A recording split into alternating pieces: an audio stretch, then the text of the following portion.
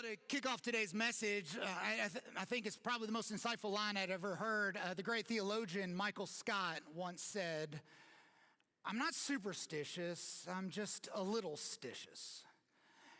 And when he said that, it was so profound because I was like, that's me. Because superstitious people are crazy, right? I mean, if you just do a Google search, anyone that lives with superstition is just nuts. I mean, here's a couple that I just found on a quick search. In India, getting your hair cut on Tuesday is just bad luck.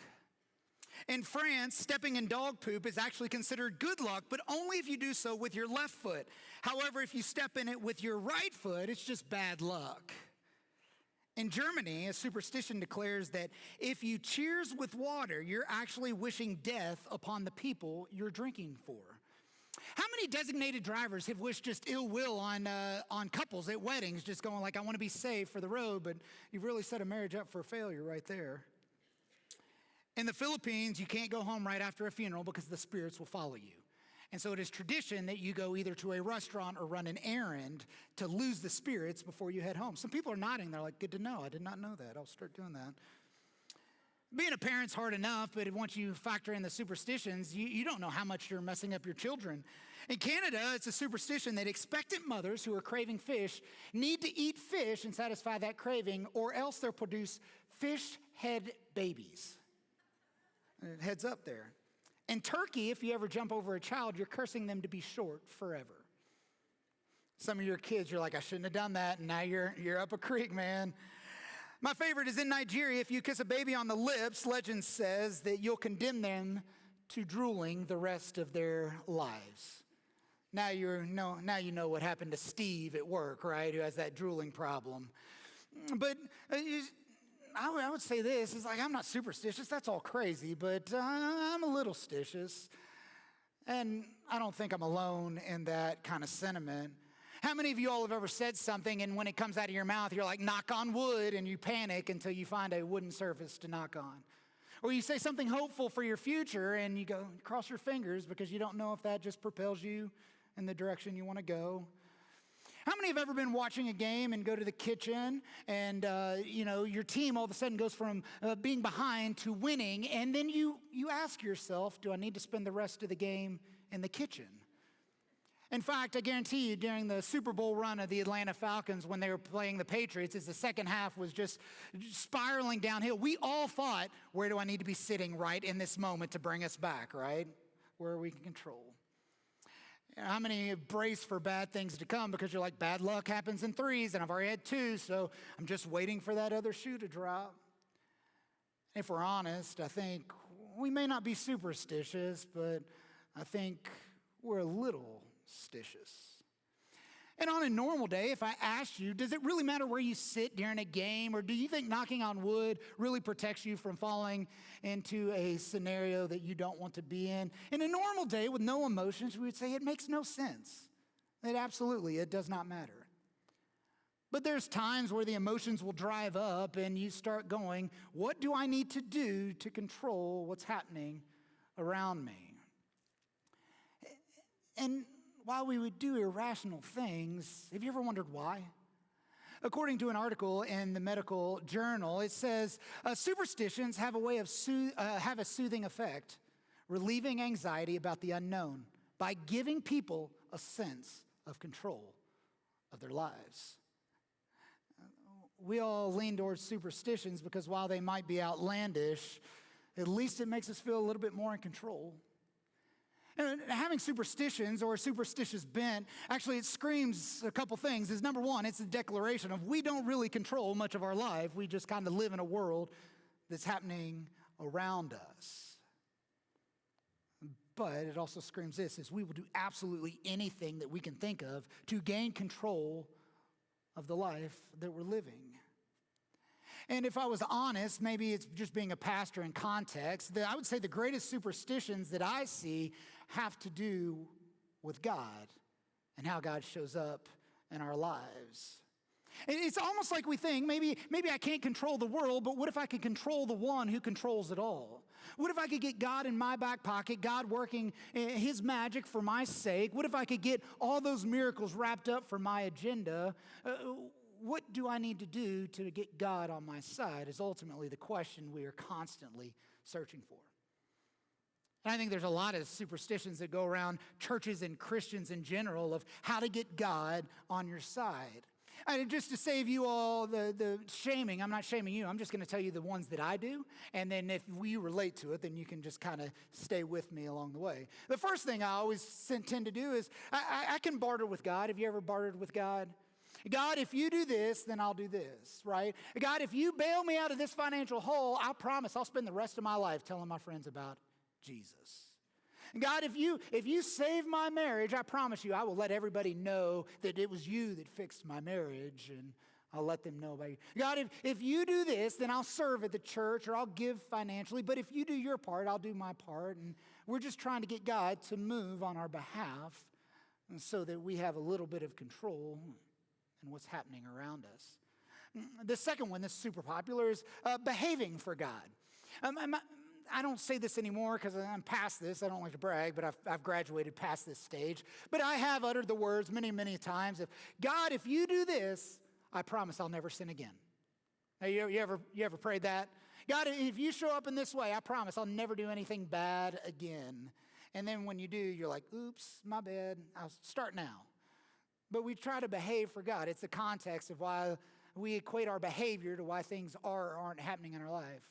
I watch a lot of people go, I know God hasn't shown up in my life lately, but I haven't been going to church, so maybe I'll start doing that, and then God will kind of get back with me. Or I need to pray more. I need to read my Bible more. If I do that, then God will kind of start working back in my favor. I just need to behave, and so God will show up. The last thing we do is we are constantly looking for prayer warriors on our side. Who can we recruit to pray for on our behalf? Because here's the thing, we're not sure if God's hearing our prayers, because if he was, then we could stop praying. And so we're constantly looking for people to be praying on our behalf, because maybe more people will move God in the direction we're looking for him to go. I'll confess this out loud so you don't have to, but I saw some nodding heads in the first service. Has there ever been someone who's come to you and said, hey, I heard about your thing, and I just want to let you know I'm praying for you? And in my head, this is a true emotion. I've thought to myself, well, you can hang on to your prayers because I'm pretty sure God's not listening to you. But if we could talk them into praying for me, that would be helpful, because I think they're going to be the people that really move the needle for God. In fact, that's why people invite me into their problems in life. It isn't because they think I'm some insightful guru. It's because they think I got a more direct line to God, and maybe he'll listen to my prayers for their behalf.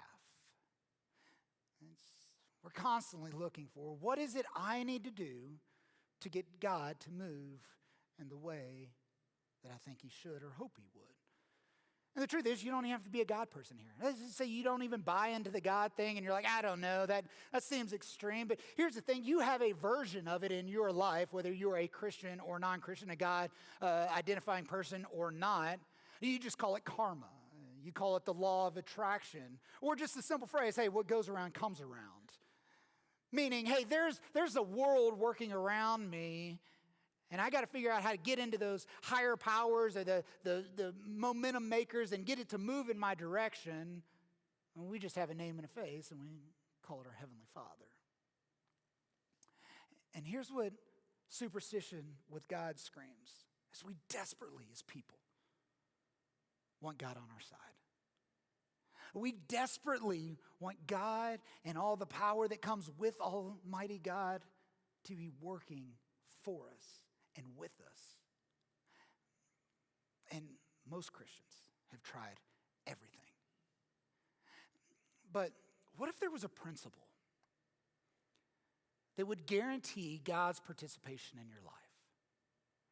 Not a superstitious, not a prayer, not a I'll behave, not a barter, not an agreement, but what if there was a principle that could guarantee you God's presence in your personal life?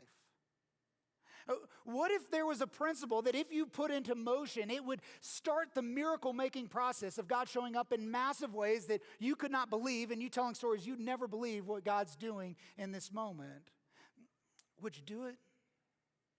Would you want to know it?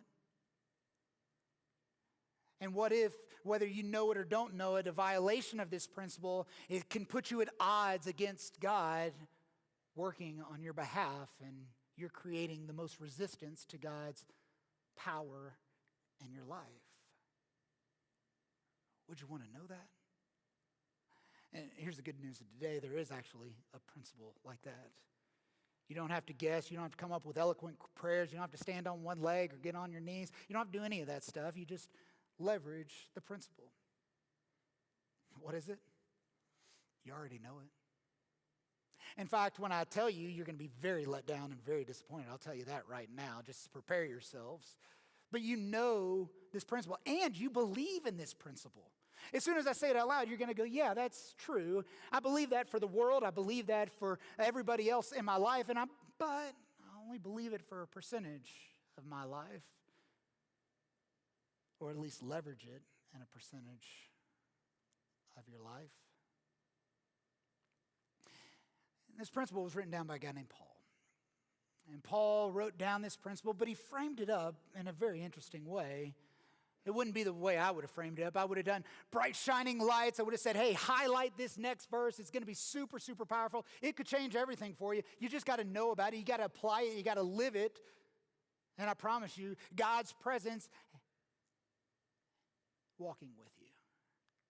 But he didn't set it up like that. In fact, he kind of set it up in a unique way, maybe something he really needed the audience to know before he got to the principle.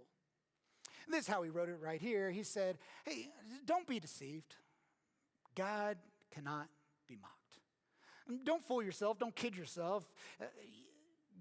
God's not going to break character on this. And anytime you ask him to, you're asking him to go against his own character and making a mockery of a principle he put into place into the world. He wrote this because he's writing it to a group of people that are living their lives however they want, haphazardly, and they're like, where's God? Where's God in all this? Why isn't God showing up? Why isn't God changing me? Why isn't God fixing the things that I want God to fix? And he said, don't be fooled. You can't violate the principle because God won't violate his character and what he created. And then he gives you the life-altering principle. He said, don't be mocked. Our God can't be mocked. A man reaps what he sows.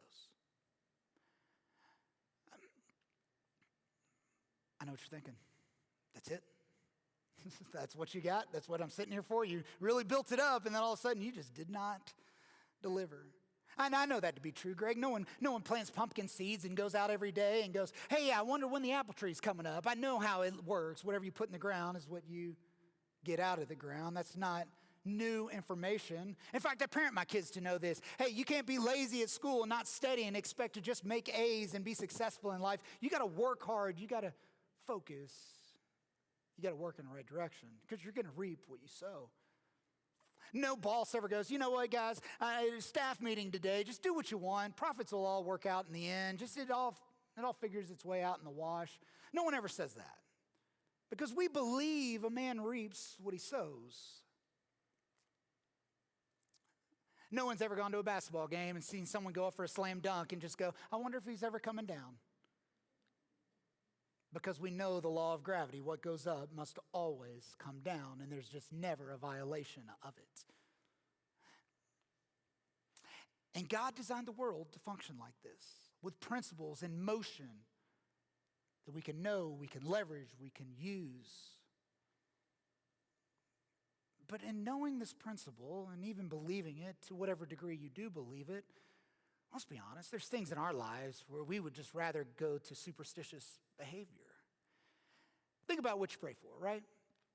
How many of you ever gone out to eat and there's just a massive pizza in front of you, so much so that the grease is pulling in the pepperonis, and before everyone's you divvy it out on the plate, you go, hey, before we eat, let's bless the food. And we all pray this, dear God, help this food to nourish our bodies. Maybe you have tension in your marriage. Maybe you've betrayed your spouse in some way, shape, or form, and you think, God, fix my marriage. Show up here, redeem, and make it new. Maybe you haven't been performing at work and you've just kind of been lazy, and all of a sudden your boss goes, hey, we need to talk about your performance. And we get on our knees, God, dear God, I know I haven't been working. That's on me. I'll own that. But could you make sure I stay employed? at this point? Can you do a miracle? Can you show up? Can you do your God thing? In 2 decades of ministry, people meet with me wanting to change. And the answer is simple. I tell them the same thing every time. If you want different results, sow different seeds and be patient. But they don't want to do that. They're like, my marriage is on the rocks. And I get that. You're going to have to sow different seeds and be patient. I don't think you understand. My finances are just in shambles. I get that. But you got to sow different seeds and be patient. And one of the biggest problems we have as Christians, we have great intentions. We have high ideas of what life should look like, how God should show up, what the visions should be our life. We get people that are like, I don't know why my marriage is falling apart. I intended to be a good spouse. I don't know why we're having trouble being a steward of the resources we're given. We intended to be generous. We have great intentions, and when we look at our intentions, we just wonder, why is God not showing up? Because we desire it, but God goes, you can't mock me. You're going to reap whatever you sow. Now, if you've gotten in this far, you go, this is a very unique message for talking about God and spirituality, because it feels like you get what you earn kind of society, like God set it all into motion, and then all of a sudden he's like, good luck. And he just sits back and watches it unfold. And so the life is only for people that just harvest and reap and sow and plant and all that kind of stuff. That's where it is. And Greg, where's the supernatural? Where are the miracles? Where's the God moments? Where are the prayers? Where's all that fit? And this just, you get what you kind of earn society that you just built out by this one principle. That's a fair question. It's a very fair question. And I came across a formula in Scripture that changed everything for me. And here's what I promise you, is that if you can get this formula down, you can change any area of your life. You can have God working and walking with you in tandem in whatever area you are working towards. It will give you more progress than you could believe, but at a soul level of peace that you can't describe. And the pushback is well, usually progress does not come at the pace of peace. How do the two exist? Let me be fair. The context or the verse I'm getting ready to show you is not necessarily directly tied to this verse. So I'll just lead with that. But it does show the principle of reaping what you sow. And it's a breakdown that has forever changed my life. In fact, I've gotten the privilege to sit across and coach executives, and this is the first principle I always teach them, that if you can get this, we can change anything you want. Whether it's personal, whether it's business, we can fix all that, but you got to get this, and you got to apply it. The context is there's two guys leading this church movement, and growing churches and followers of Jesus are growing by rapid numbers. And there's two guys kind of at the forefront, and people are giving people praise based off who they liked as a teacher and as kind of a lead church leader at that point. And Paul's getting word of this, and he's like, no, you all are giving way too much credit to us. Credit goes elsewhere. And so in this public aligning with people going, hey, it's Paul or it's Apollos, we're following these guys, these are the people that are changing the world. Paul's like, no.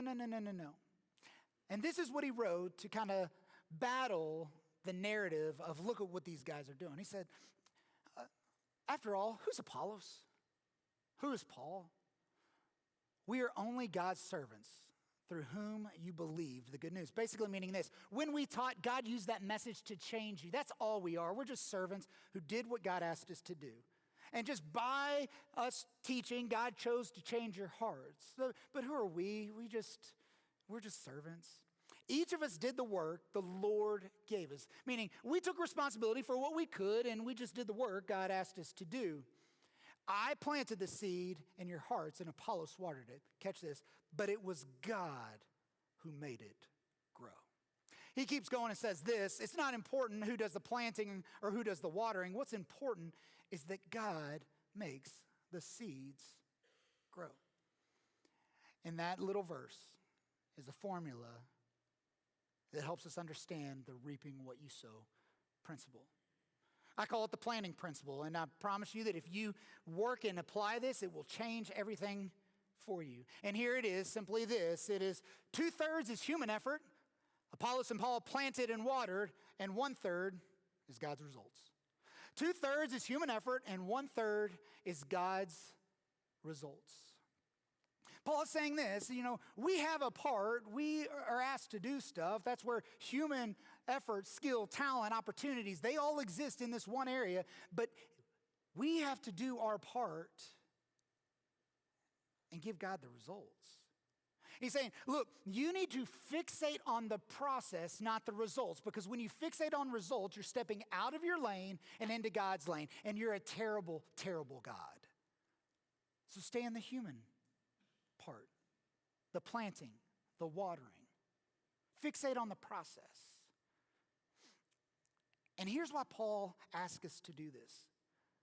Why do we just, and you might be thinking, Greg, did you just give God the less amount of percentage? In the formula, I did, but here's the thing. It's the most important part of the formula.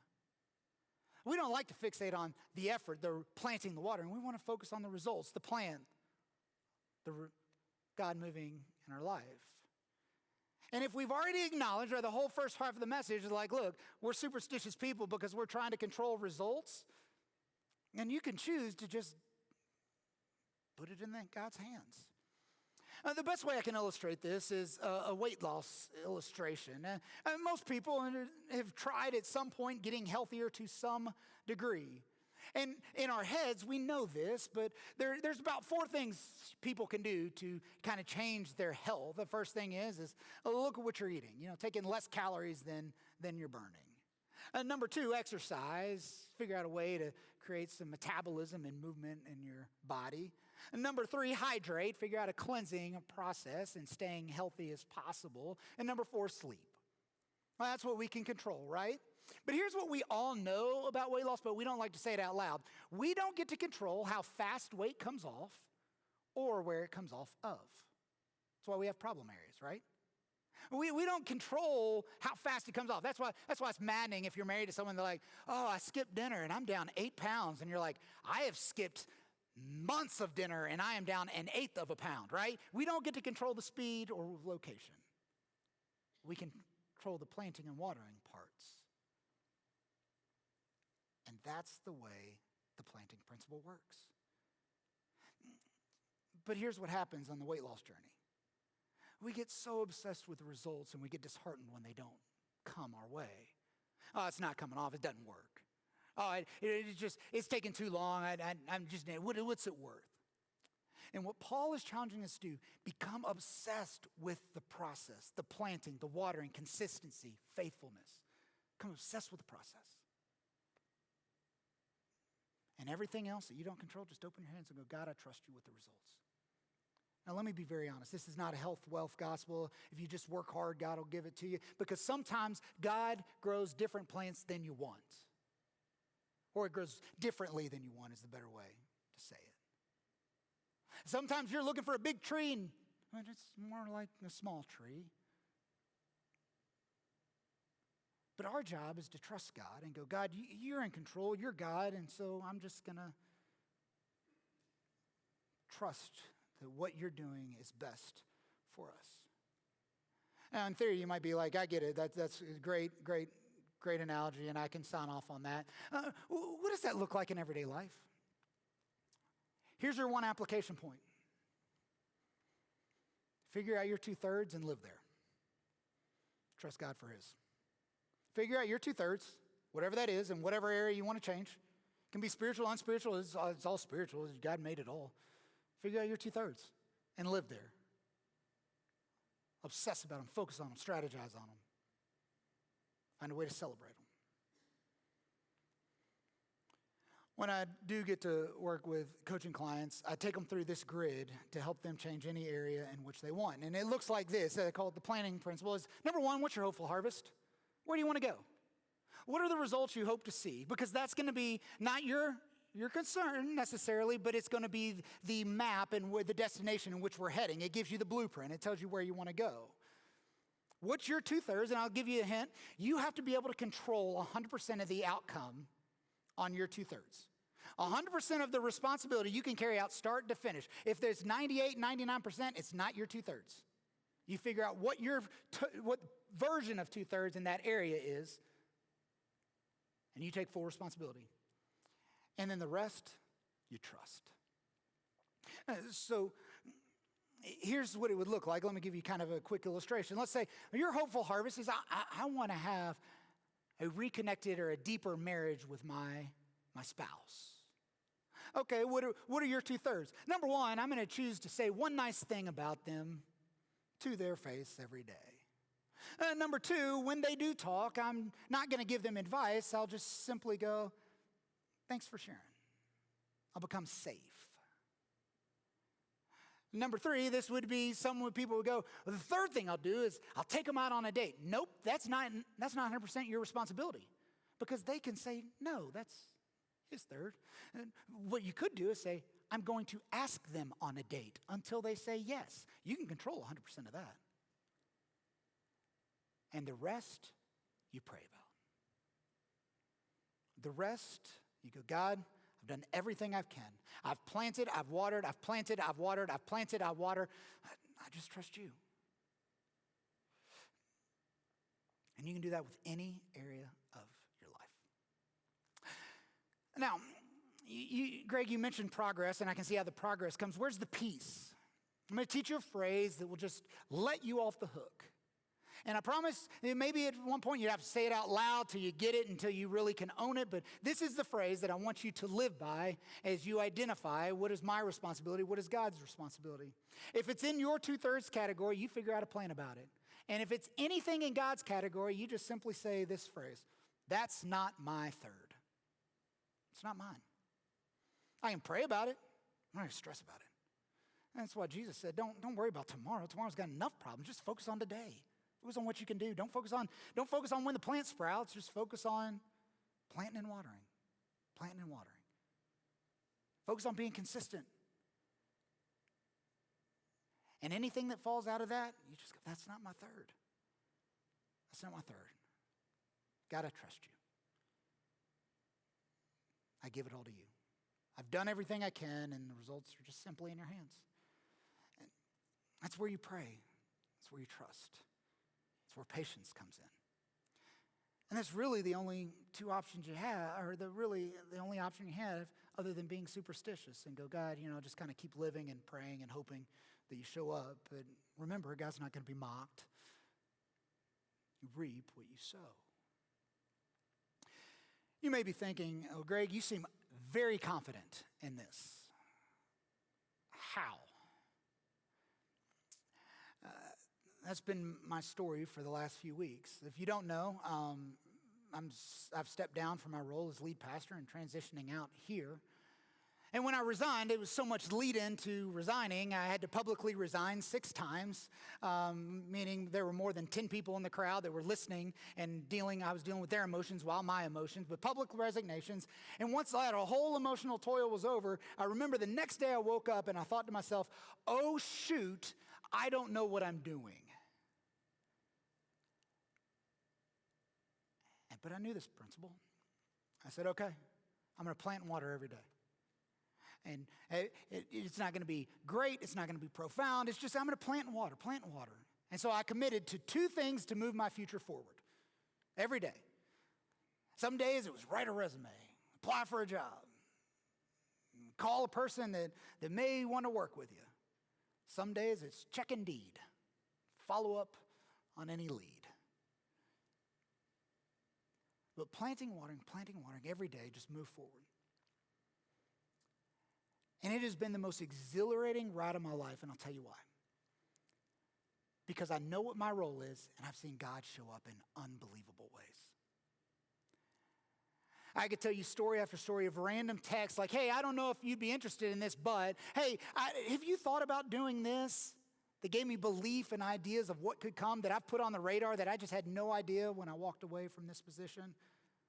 A call or an opportunity, whether it's a short-term one. Now, here's the thing. I don't know what I'm doing 100% in January, but the options are opening up. The opportunities are opening up. And here's what I've found out. I'm not bragging about planting and watering. I'm going, Do you want to hear the coolest thing? Do you want to hear how God's showing up for me? Do you want to hear what's on the radar that never was until I just decided to trust and jump and go? And when you know your role, when you know your 2/3, you can't help but see and celebrate God's third. I'm confident for you because I've watched it change me. I'm confident it could transform your life, your marriage, your parenting, your finances, your fill in the blank. Because really, you can just continue to be a little stitious or superstitious, however you want to word it. Or you can choose to invest in a principle that God established at the beginning of time, that you believe to be true in any other facet except a couple of your life.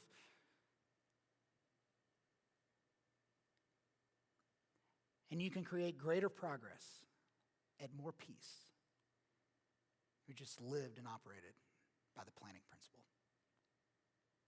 Let's pray. Heavenly Father, I thank you so much for your goodness and your kindness and the fact that you just make things so clear when we look. God, I pray for absolute clarity and honesty with each individual that chooses to do this. Clarity on what they can do, that they don't give away any responsibility, that they own all 2/3 of their part, but they don't take an inkling of anything that is yours. Because we can't control it. We just get anxious or depressed or nervous or whatever, worry. And so God, help us to be ruthless with our 2/3 and help us to be open-handed with yours. But help us to see how you're harvesting amazing things in our life when we just take you at your word. Transform us, change us, do a great work in us. It's in your Son's name we pray. Amen.